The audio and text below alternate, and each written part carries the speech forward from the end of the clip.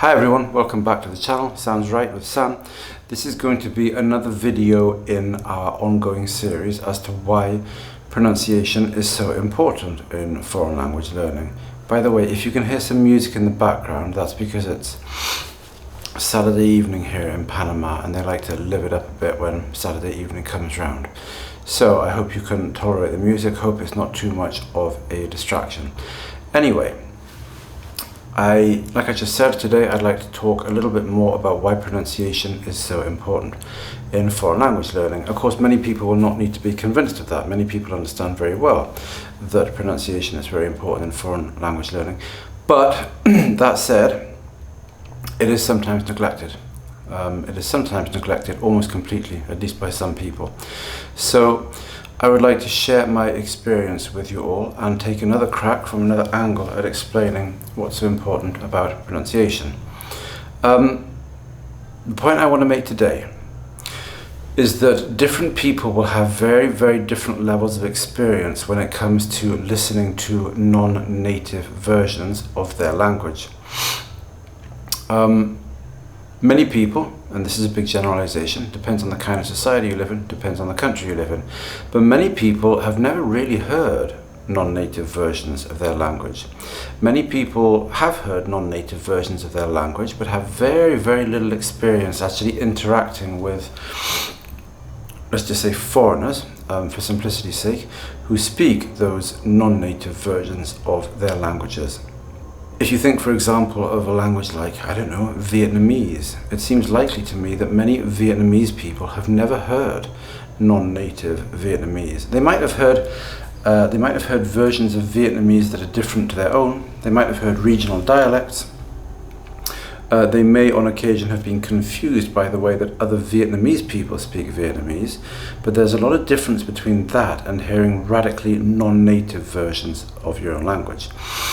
In the English-speaking world, we have a tremendous proliferation of different accents, different dialects, and generally we are, I think, pretty damn good at understanding each other, from Britain to Ireland to America, and you can go to Canada and India and places in Africa, and you can go, of course, to Australia, New Zealand.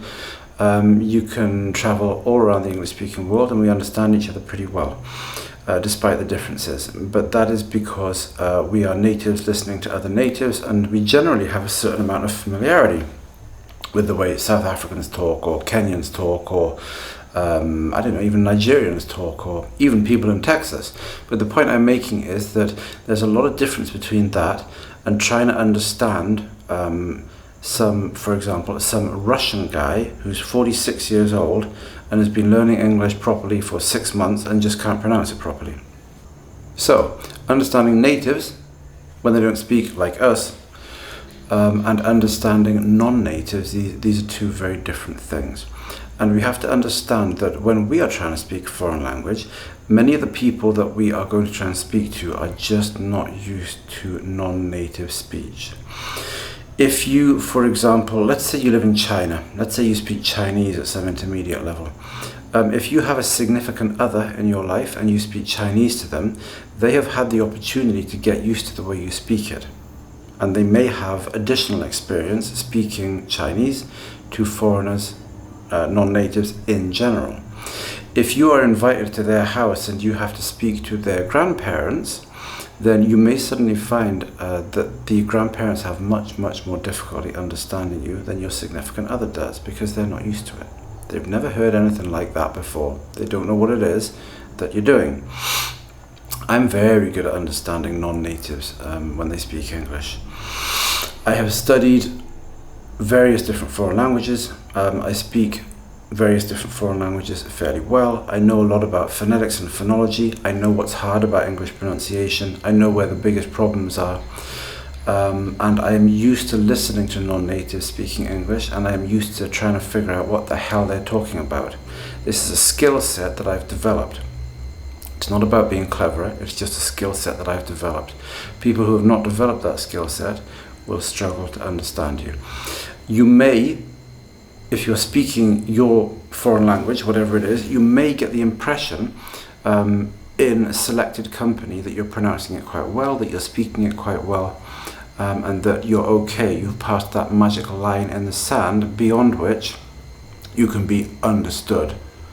But if you end up in a situation in which you have to speak it to people who are not used to listening to foreigners, then you may suddenly find that people are having a hell of a lot more difficulty understanding you than you're used to them having. And that can be quite a jarring experience. And this is another reason why we have to take pronunciation seriously and not say to ourselves, my girlfriend understands me. I must be pronouncing it pretty well. My girlfriend understands me. Yeah, she understands you because she's your girlfriend and she's used to you. And it really is as simple as that. I remember doing a class once, an English class, with an Israeli guy. I've never had many Israeli students, but he was one. And he was actually in Britain at the time, studying English at a school somewhere. And he said it was interesting to him that I could understand him fine, which I could by and large, but that his experience suggested to him that the man on the street actually had a lot of difficulty understanding him. And I stopped and thought about that for a second, and I thought, yeah, they might. Because when you speak to them, you're speaking in a manner and with an accent that they're not used to, that they're not expecting, and you're also speaking with non-native grammar and lexical choices. So the words that are coming out of your mouth are not especially predictable from their point of view. So their brains are going to have to stop and work harder to actually make sense of what you're saying. This is something that I spoke about in the first video in this series, right? Pronunciation, good pronunciation as a kind of defense mechanism against less than ideal grammar and less than ideal use of the English lexicon. Anyway, bear in mind that if you go and live in a foreign country and speak the language of that country, whatever it is, over an extended period of time with many different people, then you'll come into contact with many different sorts of people, and some of them will not be used to speaking to people like you, and they will not be used to listening to speak to people like you. And that is something you should think about. Don't kid yourself that your pronunciation is that wonderful just because your husband or your wife understand you. Yes, they're used to you, and they're making a real effort to understand you, which is something that we'll talk about in future videos. But I just wanted to make that point. Many people have never heard non-native versions of their own language, and even in those contexts in which you think to yourself, come on, how many different things could that possibly have been? You would be surprised just how often it is the case that people cannot get it. Their brains are not geared to try and decipher their own language that way. It's either comprehensible immediately or it's not comprehensible at all.